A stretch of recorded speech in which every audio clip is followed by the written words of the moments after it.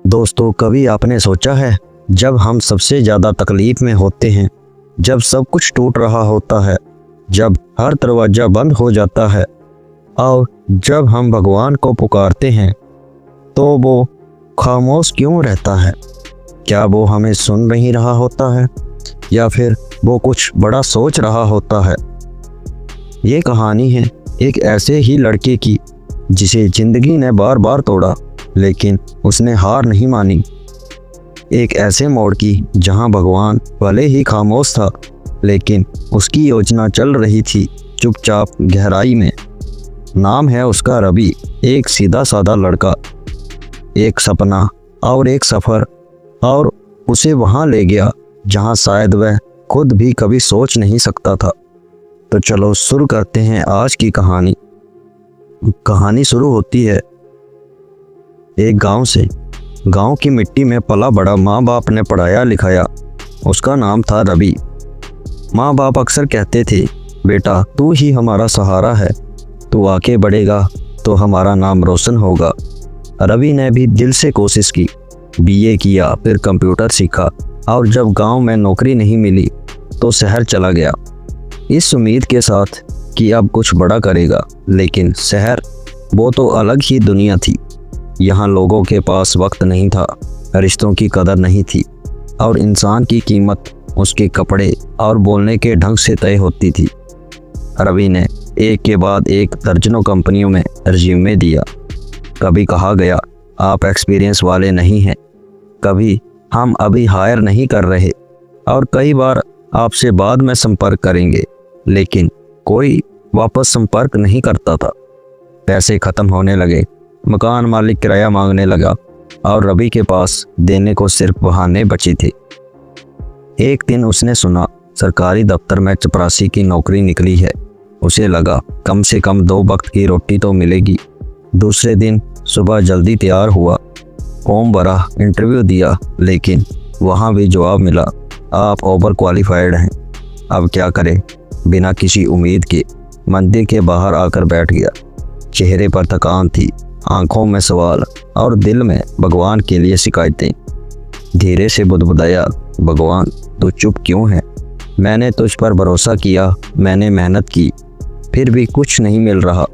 क्या तेरी योजना यही है? उसी समय एक बुजुर्ग पंडित पास आए। उन्होंने उसके माथे पर पसीना और आंखों में नमी देखी और बस इतना कहा, बेटा जब भगवान चुप होता है तब वो कुछ बड़ा सोच रहा होता है। तू परेशान मत हो, अभी जो दरवाजे बंद हो रहे हैं वो तुझे सही रास्ते की ओर मोड़ रहे हैं। रवि ने सुना, सिर हिलाया, लेकिन दिल अब भी बुझा हुआ था। अगली सुबह रवि ने तय किया कि अब बहुत हुआ, अब वापस गांव चला जाऊंगा। वह स्टेशन पहुंचा, ट्रेन आने में देर ही थी। इसी बीच एक बुजुर्ग आदमी पास के बेंच पर बैठा था। अचानक उसका हाथ सीने पर गया और वह जमीन पर गिर पड़े। भीड़ जमा हो गई, कुछ लोग तमाशा देखने लगे, कुछ मोबाइल से वीडियो बनाने लगे, लेकिन कोई आगे नहीं आ रहा था। रवि भागा, उसने उठाया, एक ऑटो बुलाया और सीधे नज़दीकी अस्पताल में ले गया। डॉक्टर बोले, अगर थोड़ा भी देर हो जाती तो जान नहीं बचती। रवि वहीं रुका। 3 दिन तक उस अनजान आदमी के साथ रहा, खुद भूखा रहा, लेकिन उनका ख्याल रखा। तीसरे दिन वह बुजुर्ग होश में आए। डॉक्टर ने बताया, इन्हें जिसने अस्पताल पहुंचाया वह यही लड़का है। बुजुर्ग ने रवि की तरफ देखा, मुस्कुराए और बोले, बेटा तू कौन है और क्यों की तूने मेरी इतनी मदद? रवि ने कहा, कुछ खास नहीं हूँ, बस इंसान था, इंसानियत निभाई। बुजुर्ग की आंखों में चमक आ गई। उन्होंने कहा, मैं इस शहर की एक बड़ी कंपनी का मालिक हूँ। मैं जिंदगी में बहुत कुछ देखा है, लेकिन आज जो इंसान मिला वह सबसे अलग है। कल से मेरी कंपनी में काम शुरू करो, मेरे पर्सनल असिस्टेंट के तौर पर। आज वही रवि एक शानदार ऑफिस में काम करता है, अपनी माँ को शहर बुला चुका है, हर महीने गांव में गरीब बच्चों की पढ़ाई के लिए पैसा भेजता है, और जब कभी जिंदगी मुश्किल होती है तो बस खुद से कहता है, जब भगवान चुप होता है तो इसका मतलब यह नहीं कि वो कुछ नहीं कर रहा, वो बस पर्दे के पीछे से कुछ बड़ा बना रहा होता है।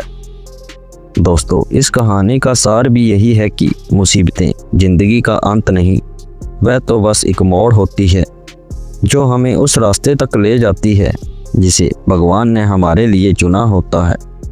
दोस्तों, जैसा कि हर बार मैं कहानी के अंत में कहता हूँ, अच्छे कर्म करिए, अपने बूढ़े माँ बाप की सेवा करिए। और ये कहानी अच्छी लगी तो वीडियो को लाइक करें, अपने परिवार दोस्तों के साथ शेयर करें और कमेंट करके ज़रूर बताएं कि कहानी कैसी लगी।